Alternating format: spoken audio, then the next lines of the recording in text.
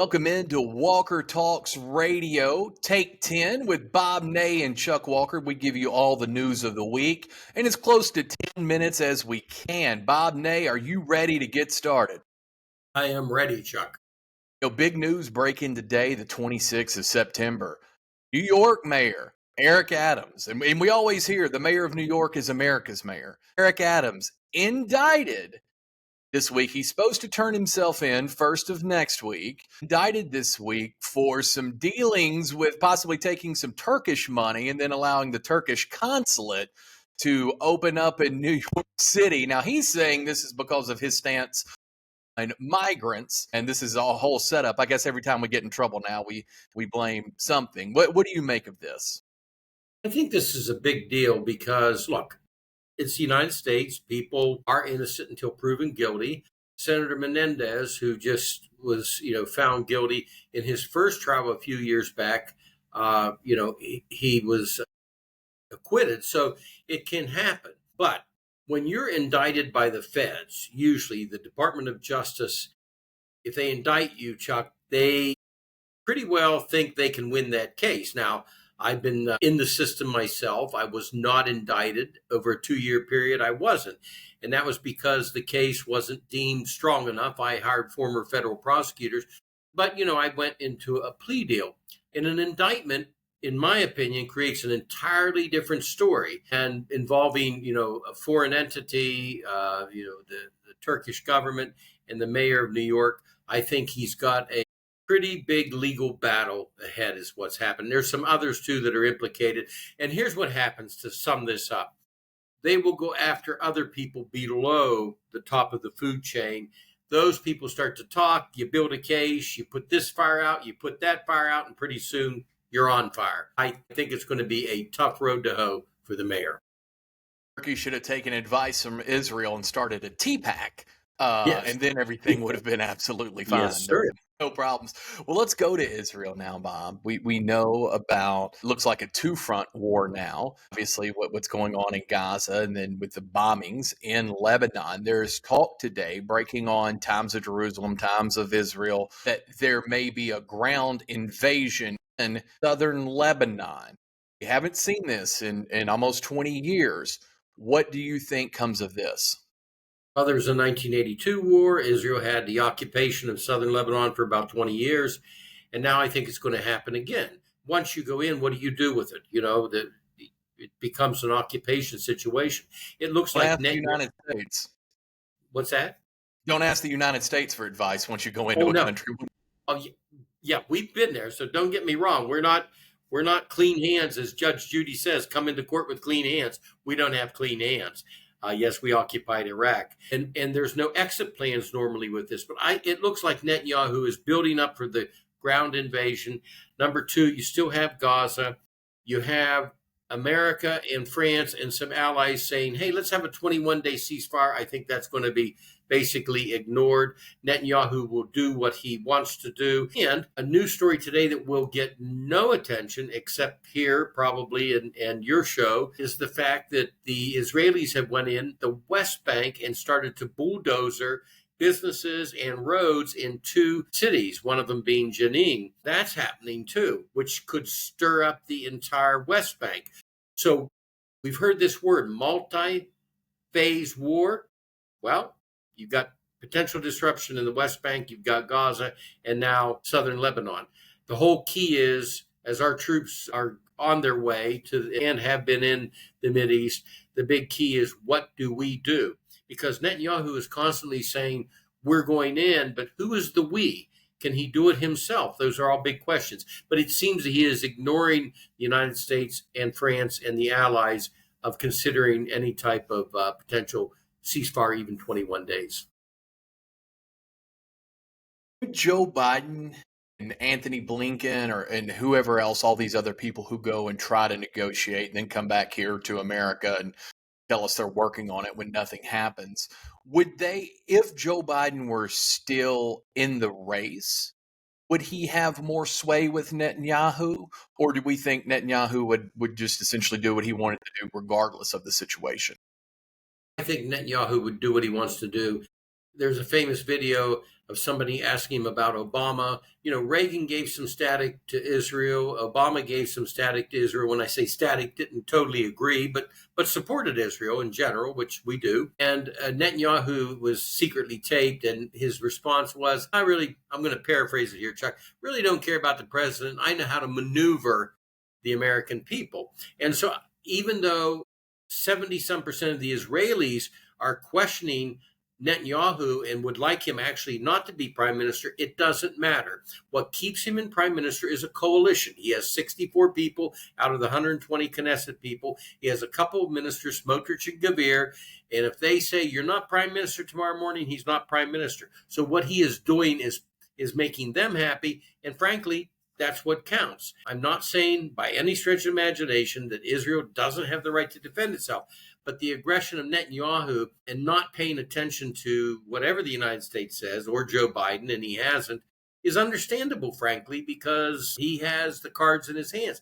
Even if Biden goes against him, he's got enough support in Congress to do what he wants. I think a lot of Americans are like me. And everything that they've learned about Israel has happened since October the 7th. And we're just a little over a week out from celebrating the 1 year anniversary, not celebrating, but remembering the 1 year anniversary of that horrific event. But Netanyahu is part of what's known as the Likud party. And I believe I'm saying that right. Yes, Likud. And they are a Zionist party. And for the longest time, I thought Zionism was just, it meant Jewish, right? The right to exist of the Jewish people. And I would imagine there's somebody out there listening that would think that too. Zionism is a political movement, like a communism or Marxism or whatever ism you want to throw out there. Those are just two that came to my head. One of the tenets of that Likud party or of Zionist, right, very pro-Zionist movement is expansion of Israel. There are plans that go back to, I believe, 1968 that have Israel expanding into Lebanon, into portions of Iraq, into Turkey, I believe, in some of the bigger maps, the big projected maps. Do you think, I'm not trying to draw a parallel here to Putin, but we know that, some of the fear with Putin going into Ukraine is that could mean that he would try to put the whole Soviet Union back together. Do you think that is a motivating factor for Benjamin Netanyahu? Is this belief in Zionism and this belief in the Likud party? Or is this self-saving here to stay out of jail because he will, when this thing ends, go on corruption charges in his own country? I think it's both. Right before this happened, he was trying to dismantle the judicial system. There were over 10,000 people, for example, Israelis at the Tel Aviv airport protesting him, protesting his house, the corruption bribery trial, which will, take part again, the investigation into what happened, how on earth Hamas could have even done this with pickup trucks and gliders. I mean, that's out there. And so I think the preservation of Netanyahu's prime minister position is dependent upon this continuing on. Now, that doesn't mean that everybody in Israel is supporting an incursion into and fighting back, Hezbollah because of Benjamin Netanyahu. But I think for Benjamin Netanyahu's purposes, this surely is benefiting him as long as he can continue to do what he does, which is coming to the UN, for example. That's not to appeal to the UN. He's going to be not, received well. It's to appeal to his political base within Israel. Again, Israelis, it's a democracy and they will have different opinions. So not everybody's on board, but they have a system that's put together where no matter what the population thinks and how they're protesting, etc., if he keeps his coalition together and he has his 64 votes out of the 120, he remains prime minister. If you look back too, you look at Israel's history, there was a lot of people that were very angry at the attitude of Bibi Netanyahu years ago when Yitzhak Rabin was assassinated. They blamed some of his rhetoric for problems in Israel. So again, I want to stress, Israel is not monolithic. It's a democracy, and therefore it has different opinions. Last thing, Bob Ney, this is something that blows lots of our minds because every now and again, some politician, senator, representative will bring this up. You guys in the House, in Congress, you guys are really good at the stock market. for whatever reason, you function, Chrisman, function at about a 10% higher clip rate than the stock market performs. This is a story from the New York Post today. Nancy Pelosi's husband sold more than $500,000 worth of Visa stock just weeks before the DOJ's antitrust lawsuit. We know that they're wonderful at leading the government, Bob. How are these politicians so good at picking stocks?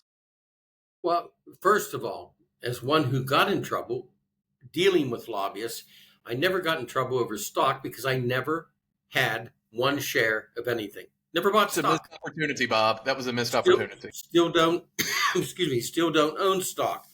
When I did 60 Minutes a few years back, I was asked privately about this situation, and I was candid with 60 Minutes. I think about a year later, they did a whole story on the stock. I wasn't in it. I was in there for the Abramoff scandal, but I was very frank with them. Many, many times in Congress, you hear things. You'll hear a member say, oh, this is going to happen, that's going to happen. Now, I'm not trying to claim that any member turned to me and said, why don't you go buy stock? But you have access to classified information. You have access to sensitive information.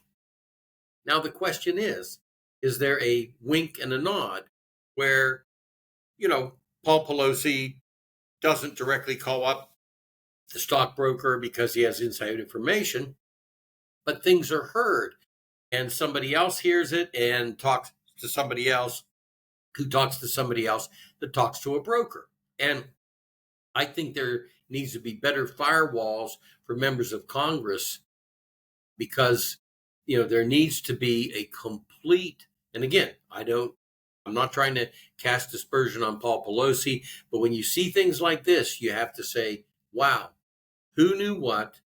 Who said something to somebody? Who said something to somebody? Who said something to somebody that called a broker? And I think it has happened in the past, and I think it could happen. There's got to be a big mousetrap built when it comes to members of Congress, or maybe even question of, do they have stock? I don't know the answer, but members of Congress are not allowed to have outside work. Anyway, Mr. Hawley tried to bring this up, and he was shouted down by both sides really, really quick. So the people that would make the decision on cleaning this up, unfortunately, as of right now, don't appear to be that interested in it. Exactly. Bob Ney, you're the very best, sir. Thank you, Chuck.